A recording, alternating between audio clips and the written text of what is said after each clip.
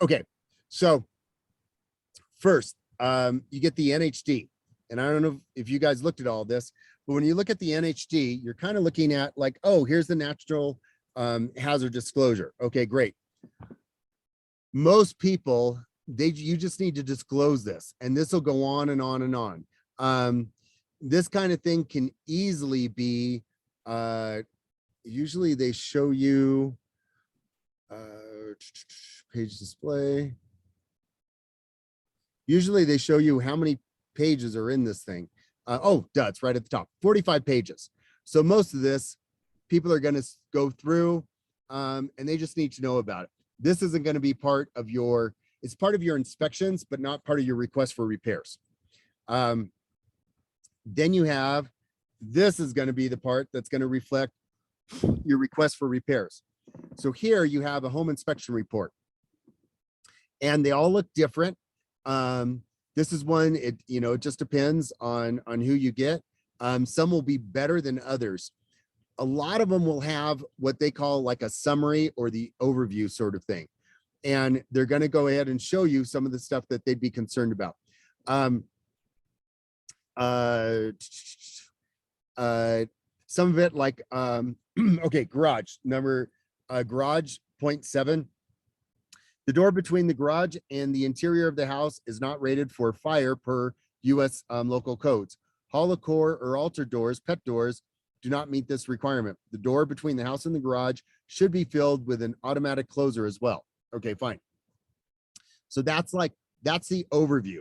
And this is the summary. What they basically do is when you're doing an inspection like this, this is what they say are going to be the most important things. And this is a summary of it. And they'll go into detail later, because a full report will list like everything going on in the garage, whether they think it's an issue or whether they don't think it's an issue. So you're going to go ahead and go through all of that. But this is like, oh, these are the key things to pay attention to. Also, when it comes to the inspections, a lot of times you really want to try and be there for the inspection if you can, because what they'll do is they'll give you a verbal summary. And the verbal summary will even then tell you what is really more important and what isn't. So for instance, they may look at this and they say, hey, this is a garage door. I'm going to put it on the report. By the way, I understand when all these homes were built, none of them had that, the fire code for that, these doors were not in place at the time. So I'm sure most of these homes in this area are in the exact same boat. Just a little FYI. They tell you those sort of things. Or I've had an inspector come out and they said, by the way, I noticed that some of the roof shingles need repair. And they may, and that may be in the summary report, but then they can come back and say, but to be honest, I haven't seen a lot of major issues. So even if it's a repair, it's going to be minor and just a little FYI. So they kind of give you that extra information that they're not documenting, but they'll kind of tell you a little bit more of like, what is the stuff to really pay attention or whatnot. Or you can even ask that. I had a home, in fact, the Highland Park home I sold last year. One of the things that came up was the idea that the home itself, a lot of the GFCI plugs were not working well. And they noted it in the report. For us, that was a minor thing. You hire a handyman, they go get a new GFCI, who cares? In the summary, it shows up just as much as some of the other stuff that we would have been concerned about. So that's kind of stuff when you're talking verbally to someone and they kind of give you that little info when you're actually there, makes a big difference. So here's the report. And again, the overview or the summary. And it'll go ahead and tell you, one of the things here is like the microwave is the clearance from the gas burners. And, how far should it be? Okay. For some people, they're still not going to care. Other people are going to be like, no, I want that done. Then also you have to pay attention when you're doing these kind of inspections. Right now, as we know, it's very much a seller's market. So how picky are you going to be on some of your requests for repairs, depending on that? Or even if it was a regular market, where it's pretty much balanced, but they were getting the home at a really good buy. Well, are they going to be picky on the repairs or not? There's multiple factors that weigh into this, and the conversation, plus the motivation of the buyers, plus the motivation of your sellers. So you need to understand all those different things. I have some buyers right now that we got an SMCO, which is seller multiple counter offer. So that means that they got multiple offers coming in and they're counter offering them, and they put in all the specs in it. And some of the things they put in there are things like, oh, we want an appraisal contingency removal. We want to go into this without any repairs requested. We want to go into this without a termite report. We want to go into this when there's shortened escrow. Now, these were all the list of things. Doesn't mean we have to agree to them. You can agree to some, you can agree to none. But still, because we're in the market, it's like, yeah, there may be some things we want to, go ahead and look at. Or at the same time, how much are we paying for the place? Are we paying really above top dollar? Let's say the place is valued at 600,000 and we've offered 690, because there's been multiple offers and blah, blah, blah. Well, also, if we're at that top thing and then some repairs come in, we may want to ask for that. But let's say the place was listed at 600 and it's worth 600 and we're getting it for 610 and there were multiple offers. We may really want to scale back on what we're going to ask, because that means that there were other offers that were probably just as good as ours or very close. And we don't want a chance of them saying no. And then we have to either like, okay, we agree or disagree, or we cancel. So those are all the things that go into place. And again, as I've explained before, a request for repairs is simply that. They're requesting repairs to the seller. The seller, they can answer one of four ways. They can answer no, they can answer yes to all of them, they can answer yes to some of them, or they can just be quiet because it's a request and nothing needs to be demanded. So the other thing is, some buyers, I know, it depends on everybody's motivation, they may say, oh, well, we're going to ask for all of these repairs and we'll see what happens. And they can, they can roll the dice. To be honest, some sellers, and that's where it's really good to have the conversation with the other agent, because you kind of get a feel of all the parties involved. Sometimes the sellers can get pissed off and be like, no, you know what, if they're asking for all these things, we're not going to give them anything, or if you're asking for only a few things and they're pretty major, sometimes the sellers will be like, yeah, that's fair. You know what, we'll give them credit for that. So it depends.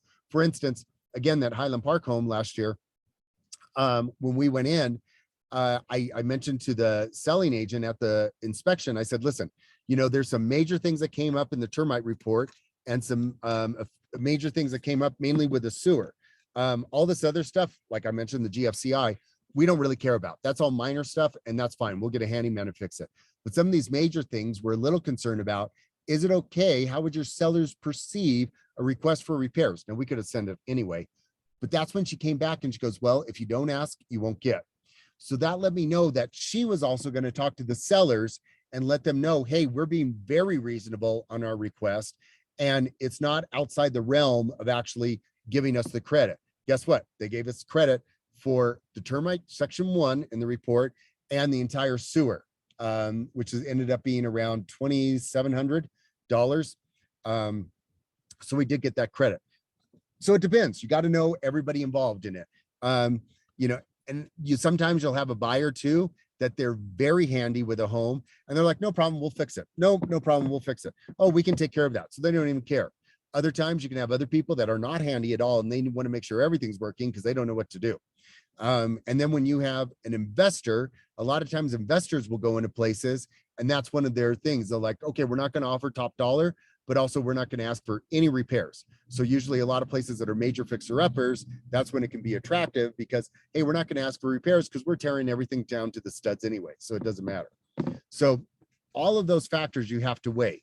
And we've said this multiple times over and over again, there is no blanket statement that kind of fits all scenarios. That's where you as a realtor need to use your judgment and figure out what would be the best way to advise your clients. So in here, we had the inspection done, and you have some inspections will have a lot of pictures, some don't. So it depends. Here, it talks about the foundation, blah, blah, blah. And even here, they even talk about the limits. Sometimes they don't in that. Remember, general inspectors do a general inspection, but if you feel something specifically needs to be looked at, you may need to get a separate person to inspect that. And like if it comes to the HVAC system, you can actually get an HVAC person to come in and take a look at it and dive deeper. If it comes to a foundation person, usually it's almost the same thing. You have to have somebody who specializes in foundation stuff to look at it. When you go above and beyond just a general inspection, usually you have to call an expert in that area to come out and just inspect it. Roofing. This is one where this was a cement tile roof, and there was a few things, noted. If you notice, this inspector actually put the arrows where they saw the issues that were going on with it. So that went in there. Not a lot, but there were some in there. Missing, loose, or damaged tiles, blah, blah, blah. Didn't name how many. So what if there was, there could have been 200 tiles that were broken, missing, or loose. That's a lot. What if there was 3 tiles? Well, that's still missing tiles or broken tiles. So you also look at the scope of what it is. They have the other stuff in here, and in here, grounds observations. Some of the bottom patio coverings, basically said were, hey, rusted or rotting. And it said they should be repaired. Okay, great. Yeah, they should be repaired. And, in the seller's market right now, this is something you probably wouldn't ask for, because that's a minor thing, and again, you use your judgment on this.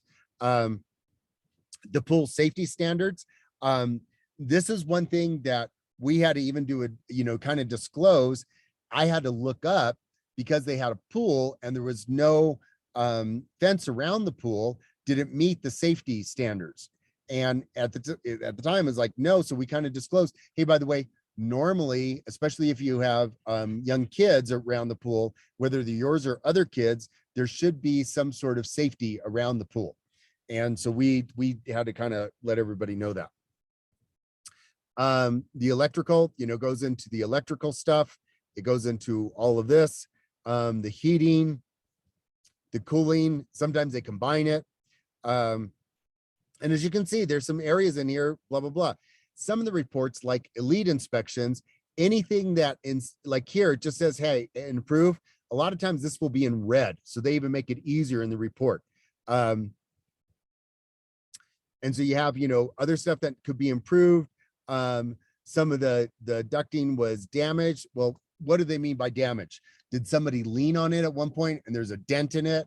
Okay, yeah, technically, is it damaged? Is it a big deal? Probably not. Is it damaged where literally a vent is disconnected and you have air conditioning going in the attic? That's a lot bigger damage. So again, it depends on what it is. The plumbing part, blah, blah, blah. So there was a lot of other things to note in here. And Ashley, how was it going through this report? It was interesting. I had a few questions. I mean, I kind of wanted to, I was confused as to what would take precedence. I didn't end up including any of this stuff in my request for repairs, just because I knew that our offer was very close to the other offers that were not accepted. So all I did for mine was put the section 1 termite repair request. So for this stuff, I was like back and forth between what seemed the most important. It all seemed important to me. So yeah. And remember, the one thing that and this is one thing we advise our clients on, unless you're buying brand new construction, you are buying a used product. So it's not going to be perfect. By default, it cannot be perfect. It is a used product. So for instance, I bought my SUV a year old, and I joked around with people because I literally got it for like $12,000 underneath a brand new list price, but it had a little dent on the driver door. And so I called that my $12,000 discount. But I got the fact I was buying a used product. My car had 18,000 miles when I bought it, and it had a little dent on the side. Okay, I'm fine with that. It's a used product. Even though it came with a warranty, just like a new house can, you can buy the warranty with it. It's a used product. So sometimes you will have some clients that will want everything perfect, and either they're going to need to buy brand new construction, or you may need to have a conversation about adjusting their expectations. I guess, Rob, I was just kind of confused as to what, I guess I was looking for things that seemed like safety issues. And I guess like a lot of them, it's okay to just let them, like for instance, the local codes and things. I think there was like a fire door. Will the sale go through even though we're not up to code? Yes, it'll go through, because then If it's disclosed to the buyers, then it's the buyer's responsibility. They understand. Got it. Okay. So, that's one thing. And even if the inspection report doesn't pick up on that, if the sellers know, hey, by the way, we, they're not going to say it like that, but let's say the buyers knew, what would be something that wouldn't be obvious? Let me think. Okay. Air conditioner unit in the attic leaked for a while and the pan rotted out. Pan has been like ad hoc fixed where they put in a like a Tupperware something underneath it, and so it's okay because it's just overflow, but we've been advised that the whole thing should be replaced. That would be something a seller should disclose. The buyer goes into it knowing, hey, this is not the way it should be, but I know full well buying it, this is the way it is. Okay, that makes sense. And also, and by the way, I'm anal on this stuff, so I freak out on it. So I don't want you to think I take everything casually, because I don't. But on some of this stuff, like Santa Clarita has a little bit different ordinances than, let's say, another part of LA County. And so, that's where some of that can vary a little bit. And some of it is statewide, some of it is local, and you can disclose what you know. But if you don't know something, okay, you did your due diligence. That's also on everybody else to do their due diligence too. It's just if the fact is known and it's not disclosed, then that would be maybe an issue. I think the fire door is a perfect one, because that could be one like anybody could look at it and go, oh, it's a regular door, who cares? Well, technically it's supposed to be a fire door. And so let's say none of the agents knew that and they didn't do a report. It's really hard to tag the agent saying, hey, you didn't know about the code on this. Okay, that's a little bit hard to do. Once it came out in the inspection, that's why doing an inspection is always great. Once it came out in the inspection, now it's disclosed. And now it's out there. Now, I'll let you know, they bought the house without that being fixed. So the buyers took that responsibility on themselves, whether they're going to bring it up to code or not. That's good to know. Thank you, Ross. Yeah. Same thing applies where, let's say somebody buys a home and there's something that's not permitted on the home. And that's a buyer's responsibility. If they know about it and they take it on, let's say something's been added on and there's square footage. We're always a little bit hesitant to that, but in LA, it's all over the place. Let's face it. So it's one of those things you disclose, like bonus room, bonus space, that kind of thing. You can't list it in the square footage because it's not permitted, but then it's the buyers taking on the whole thing of like, hey, we know going into this wasn't permitted. We're buying it this way anyway. Again, that Highland Park home, there was literally an ADU built that we're pretty sure there was no permit.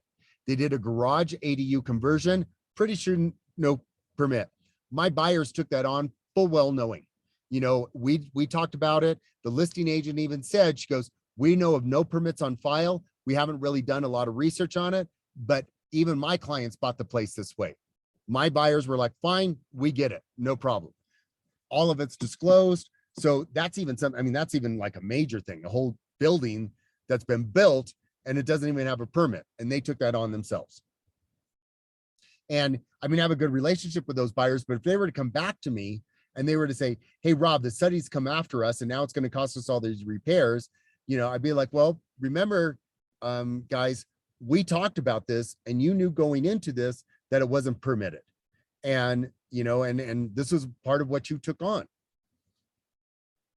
So, oh, go ahead. Sorry. So whenever a listing says a bonus room, that always means unpermitted space. Is that what that means? Wait, what'd you say about what? Whenever something says bonus room, that means it's unpermitted. Usually, yeah. And a lot of times you'll see that too when they do like a patio enclosure, especially when they do that kind of stuff. Originally, a patio was put up, there's a slab there, and then somebody, had somebody enclose it and they made it an extra room. A lot of times you see that as a bonus room. Literally, my cousin lives in a house in Whittier that has one of those, that it was a patio, then they enclosed it to make it kind of a bonus room. Now they've changed it over and it's their bedroom, basically. But still, it's bonus space. If we were to list that house, it'd be 2 bedroom, 1 bath, bonus room. Got it. Thank you. Okay, so you go through all this. Then the other thing is a termite report. And in a termite report, you're going to see where it's kind of divided up. It shows usually the whole house. And then you're going to see the down here, section 1 and section 2. Section 1 is usually when it deals with a home. Section 2 can be stuff not specifically with the structure. And at least that's what I've always been told. So in fact, even in that Highland Park deal I mentioned, section 1 was $2,100 of damage. Section 2 was $1,800. And that section 2 was that unpermitted ADU, had a porch with a little bit of a deck coming out, and there were subterranean termites in that. Well, they were like, hey, it's outside, it's part of the decking. So that's a section 2. So when the buyers gave us credit for it, or the sellers gave us credit for everything, they gave us section 1 credit, but not section 2, because it wasn't about the structure itself. It wasn't about the home. So that came into play. And by the way, a termite inspector is not going to look at an ADU and say, oh, it's permitted or unpermitted. They looked at the ADU just as well as they looked at the rest of the house. It just happened to be that the section 2 part was part of the decking. So if that decking had come off the house and had that same subterranean termite issue, it'd still be section 2. And most likely the seller still wouldn't have given us credit for it. And then this is where, you come in. By the way, God, that was a cheap inspection. A lot of inspections are $75 to $100 you pay for, and then that goes towards a credit of the repairs. So there's those 3 things. We had, let's see. Okay. The request for repair came in, and in the request for repair, this is what Ashley put together. Now, this is what it looks like. As you could say, the buyer request, blah, blah, blah, blah, blah, blah. So what she put on there, the buyer request to have section 1 completed in the pest control. So basically, Ashley's saying we're bypassing anything else. We're only going to this right here. Now, if you were to have like, oh, we want termite, we want this, we want that, you could put it all there, in the A part, and then do an addendum. It's all going to work out in the wash. But here, because it's simply the termite part, she put section 1, and she had that, and you also have the report attached. If you're a listing agent, and I've had a buyer do this, they said, well, we want $5,000 in credits. They gave me no reasoning. They didn't list anything. They just said straight credit. They went down to the part of C. The only thing they put on this, buyer request or seller, credit buyer, $5,000. That's it. They gave me no reports, and they gave me no what the 5,000 credit was for. So we told them no. And then literally the agent called me 15 minutes later freaking out. Why are you saying no? And I go, well, you didn't even say what it was for. Oh, well, there's a lot of things that need to be done. Like, you have to give specifics. You have to give a reason why you're asking for this. And so if there's reports too, you need to send us the reports. She also, by the way, didn't send me any reports. So I'm like, not only are you saying that there's a number of things that need to be done, I haven't even seen the reports by a professional telling me it needs to be done. So sorry, Charlie. And anyways, so this is done just the way it should be. Everything filled out, and then blah, blah, blah, blah, blah, blah. So here we go. And then, and the seller can respond. Like when they respond to this, they can respond here, seller agrees to all the buyer's requests, or seller agrees to blah, blah, blah. That could be done in here. You also have the seller response, and this is the official one. This is most of the time what you see. So the seller's response is, okay, now in here, Ashley's citing that, okay, the seller, now she's on the listing agent hat, and she talked to her sellers. Yes, they'll go ahead and pay for all the termite repairs. But by sending, by the way, all of the inspections over, it also helps, because in this particular case, you see a general inspection that has a ton of stuff that is minor things here and there, nothing super major, but there's a number of things in there. And then you're saying, look, we only want the termite stuff done. That does make a listing agent talk to the seller and go, look, this is all they're asking for. this is pretty reasonable. My advice would be, we just go ahead and go with this and move on. And a lot of times that's what'll happen, where if you don't send that inspection report and they're like, well, they just want everything that's been done. Well, there might have been stuff in the general inspection. Yeah, but we don't know what they are. Yeah, that's true. Okay. Just, you want to make sure everything is up there when you first send it over. So I like the way this was all done. I love the fact that Ashley even got fake signatures on it. That was great. I picked that up. I loved it. Okay. So you guys, we've gone through this. We've gone through what the inspection should be. We've gone through the request for repairs. Now, I'll tell you what happened and I'll tell you what should have happened. In this particular one, this was a very unique home sale because the husband, Lamont, had a kind of a breakdown in the middle of this. And his wife told me he kind of goes through this every 3 to 4 years, where he literally will withdraw. He will live, because he owns a business, a printer shop. He will live at the printer shop during this time, and he talks to no one. He won't even talk to his wife. So she even asked me at the time, she goes, is there any way I can fill out this paperwork without his signature? I'm like, oh, no. You're both on title. You both have to sign this stuff. So what ended up happening is that you guys saw everything that was documented here and all the information. And the termite report even showed it was, what was it, $2,200? Yeah, $2,200. So what happened is the other agent, this is another good thing. The other agent and I had a great rapport. We really liked each other. In fact, we still keep in touch to this day. We really, really liked each other. And I disclosed to him everything that was going on. I go, look, my seller, the wife, she's very communicative. She's great on all this, but obviously we need both signatures, and he's withdrawn. She can't even she can't even talk to him. He's not answering anybody's emails, texts, phone calls, nothing. He is totally shut down. So he's like, okay, got it. They did a request for repairs that included termite, and then he cited a few other things, and their total request for repairs was $5,000. My advice at the time was, I told Shannon, the wife, I said, Shannon, that is very reasonable for everything that's going on.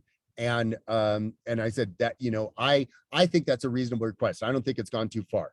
And by the way, he also had documentation on some of the estimates, because obviously on some of this stuff, now here, Ashley just had literally the documentation backing up the termite. But let's say you had the roofing part. Oh, well, how much is the roofing going to cost? That's where you need to find that estimate. And you may need to go through roofer. What? So adding to that, my estimate was around $39,000. Is that wrong? Is that too much to ask for? That would have been way too much. Okay. Yeah, you would have, if there would have been a number of, that's where I would, what? Sorry, the reports you sent, and I was just trying to pick all of them out, pick all of the issues. No, if you pick out all these issues, you've killed the deal. Got it. So you have to do what Ashley asked earlier. You have to do what's reasonable.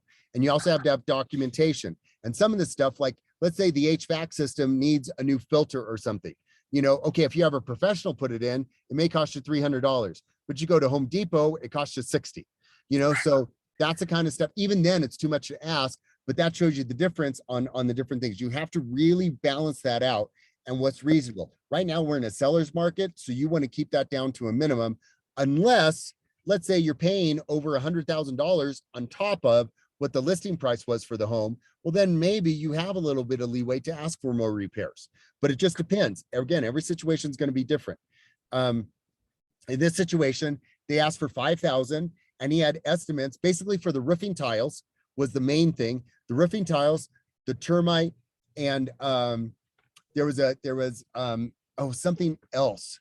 I think it was the fire door and a couple of other things, but they were all like major stuff, not the minor stuff, not like the rotting, patio stuff or anything like that. That was no big deal. So all of that combined was 5,000. And this goes to show what the motivation is for everyone. When I told him, he goes, look, I have a request for repairs, but he goes, from what you've been telling me, this guy's not responsive at all. I go, I unfortunately no. And he goes, okay, we'll remove our contingency. He goes, I know this is not going to go anywhere, huh? And I go, Probably not. I'm going to still send it over, but I'm not going to expect an answer. And he goes, fair enough. You know, you're doing your job. I said, okay. So they bought it with no repairs. Had it been a normal deal, I know that we would have given that $5,000 in credit because he had documentation, they had the inspection, and they're not asking for everything. Again, they're buying a used product. So if you want a brand new product, buy a brand new product. Buying a used product, you have to expect reasonable. Okay. The deal that went down, you know, like I mentioned for Highland Park, very similar situation where probably we would have had a total of around, I would say, I'm guesstimating if we would have listed everything they put in that report, we would have probably had a request for around $9,000 to $12,000 for repairs. And literally, it's just because they bought the house 2 years prior, so very little had to have been done. But at the same time, we didn't do that. We did what's reasonable. We are also 2 other offers that were very close to ours. We barely got into this place, so we didn't want to rock the boat. Now, of course, they can say no, and then we don't get any of our repairs. So it's not and then we could still have gone through with the deal with my sellers, you know, or my buyers saying, well, that's okay. We're not getting into the repairs. We want the house anyway. But what you want to do is you want to be of service to your clients and get the most you can for them at a reasonable amount. So you make it reasonable. So the other party, the sellers, are like, yes, that's reasonable. We'll do it. When we said, hey, we only want termite and we only want sewer, all this other piddly stuff we're fine with, we got termite, we got sewer. So they were very reasonable in a hot market that literally on this particular home they bought, it went on the market. They won a 7-day close escrow and they got their offers within 6 days, including ours. So, I mean, it was super hot. We were in a lot of competition and we were still able to work that deal. Now, the buyers that bought their home that I sold for them, they came up almost like you were talking to Michael. They came up, well, we see $42,000 in repairs, but we'll be generous and we'll give only asking $36,000. My sellers my sellers basically gave a big FU and they were like, that ain't going to happen. And I even went through the stuff and some of the stuff I went, no, this is not reasonable. You know, they wanted retro earthquake stuff. I go, that's an upgrade. That is not what should be done. Yes, you had foundation people that came out and they did flag a few things in the foundation, but this retro earthquake stuff is an upgrade. It's not something that's required. And so we broke it all down. I broke it down to where really it was about $13,000 of repairs that needed to be done. And my sellers eventually gave in where we negotiated and she got the buyers down to 21,000. And we were like, hey, what if we do, you know, and my sellers were the ones that said, Rob, if we meet in the middle, we're fine. We don't even want the headache anymore. So they said, what if we do 17,000? I asked the other agent, we agreed. And then we gave a $17,000 credit and that's what we did. But again, every home is different, you know, everything, you know, you kind of have to worry about. And those buyers were even being a little bit piddly because they were complaining about the gate lock wasn't working correctly. And I was like, oh my God, seriously? This is where the buyer agent wasn't doing their due diligence because you have a home warranty with this place. All you have to do is wait 20 days, call up the home warranty people and say, hey, our gate lock isn't working. It needs to be fixed. Bingo, you're done. There's even a few things that you can do like that as a buyer agent. Say, look, you know, yes, this may be an issue right now. And if it's to close, by the way, the gate not working was not in the inspection report and no point in time was it disclosed. So at any point in time, the warranty company cannot come back and say, you knew about this, so therefore we're not covering it. Nobody knew about it. And it just happened to be after they moved in. And then they still wanted more credit. So yeah, whatever. But because I don't want it to sound like you can work over the warranty companies, but that's one of the things you can tell that your buyers, hey, by the way, everything that's been disclosed to you, yes, that's on you. But even if something were to come up within the first year, you have a warranty that covers the home. Because again, you're buying a used product, so you're buying the warranty that goes with it. Okay, any questions on any of this stuff? Thank you, Rob. I have a quick question. So, I Go ahead. believe we briefly went over this a while ago, but I just need to clarify. But when let's just say you get the offer accepted, and assuming all the inspections has to be done within 17 days, would you recommend just doing a general inspection and a termite inspection, and then after receiving the report from the general inspection, then you go in depth, or No, would that's where you got to, use your instincts. If you, for one, if you right now, you think you're getting an offer accepted, you schedule those inspections ASAP, because you're going to need time. Because a little bit of what you're talking about, Eric, if let's say you think everything is okay and that general inspection report comes back and says, hey, the HVAC system has some issues, you'll have time to call in an expert and get a second inspection. So that will give you time. If you wait too long, you're not going to have time. And you have that 17 day. Okay. Okay, so it's assume if when you're going through a property and you assume, okay, this might be an issue, then you probably order a specific inspection for that, Yes. even beforehand, right? Yes. And there's a few things Okay. you can also advise your buyers on. Let's say the place has a fireplace, you can order and, and you're like, hey, this, and let's say the home is older or something, it's 20 years old or something. You can say the home is 20 years old.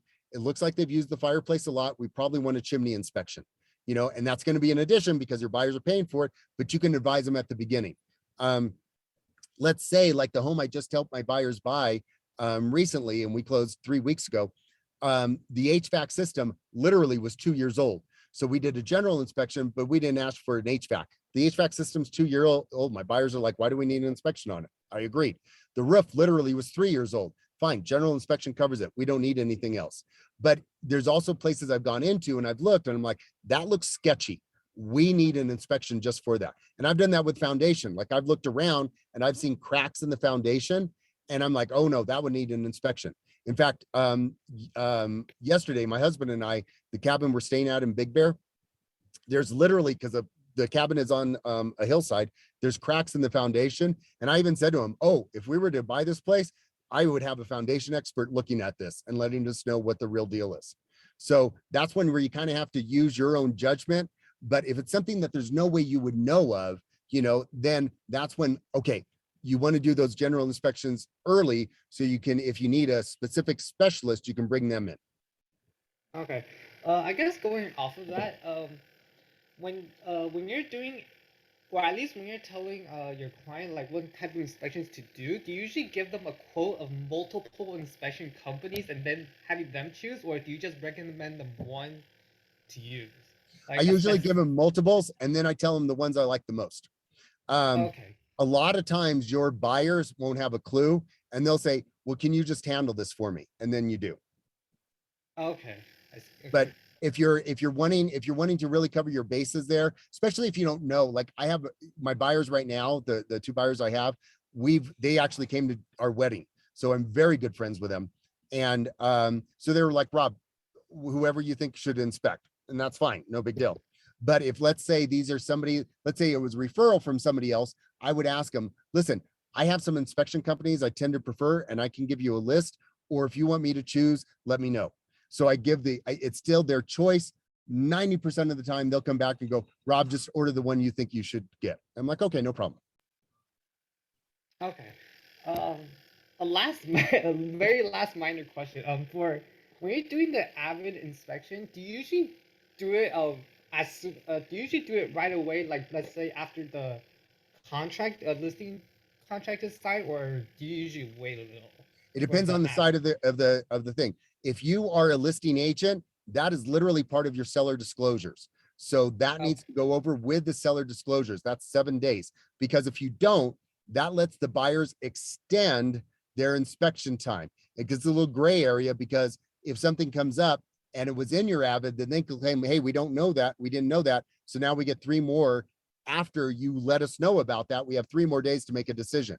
But let's say it was in the inspection reports and then it's in your Avid, they're like, hey, you already knew about it in the inspection reports. So it's just better to do it all at the beginning if you're the selling agent.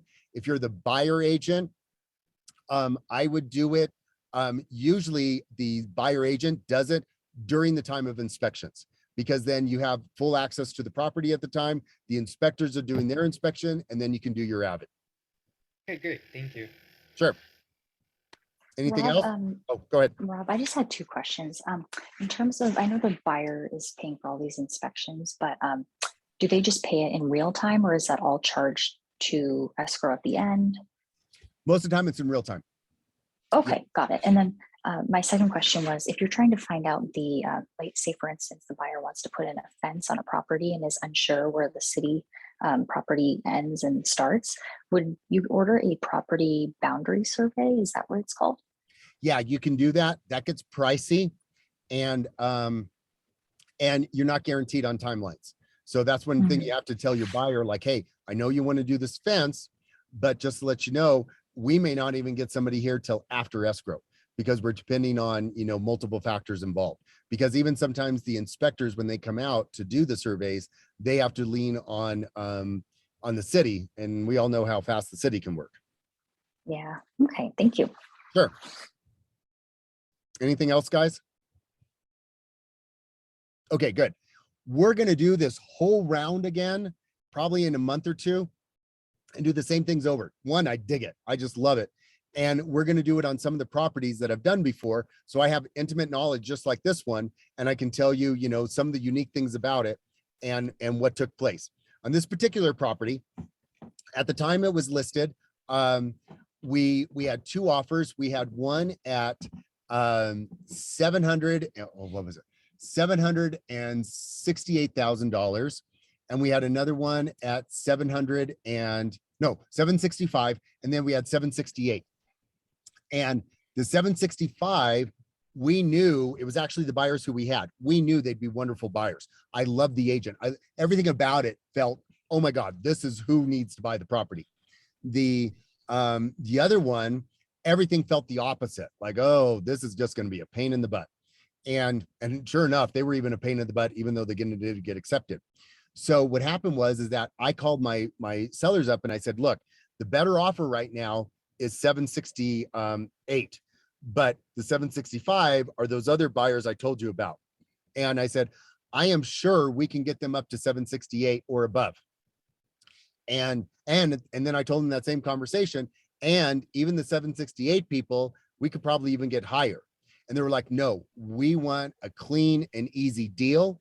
And so we want to go with the 765. I said, okay, do we want to counter so we can get them to match the 768? They even said no. Most of the time you're going to get somebody, and I have had this happen, the house last year, that's exactly what happened. The 2.68 that I sold. We had we had two buyers, and basically the one buyer topped out at 768 and the other, 268. And the other buyer, I told him, I said, look, we have this better offer. If you guys match it, we'll continue escrow. If not, we're going to have to cancel. And so she said, give me 30 minutes. And literally in 30 minutes, she said, we can match it. Bingo. So we moved on. Like I mentioned, in this Jake Carroll case, they wanted the better offer, or they wanted the easier transaction, which for them was a better offer. And they also, this is one where we talked about Fair Housing Act, but they knew who the buyers were. And they wanted the idea that they wanted another family moving into the home, where the other buyers were a couple. And because of that, they said, no, we want another family raised in this home. So you can even see, I had to exclude myself out of that conversation because of Fair Housing Act. They made that decision. But when we talk about Fair Housing Act, that's where it even comes into play. It just happened to be, they were there, blah, blah, blah. And they happened to see who the buyers were. But anyways, we're going to do more of this in the future. And thanks for those of you that filled this kind of stuff out, because it was great. I do have a question. Hello. Yeah. Yes. Is this, but it's related to the property that I have been speaking to you about, the one on Victoria Street. Okay, well, wait, let me stop recording right now, bud.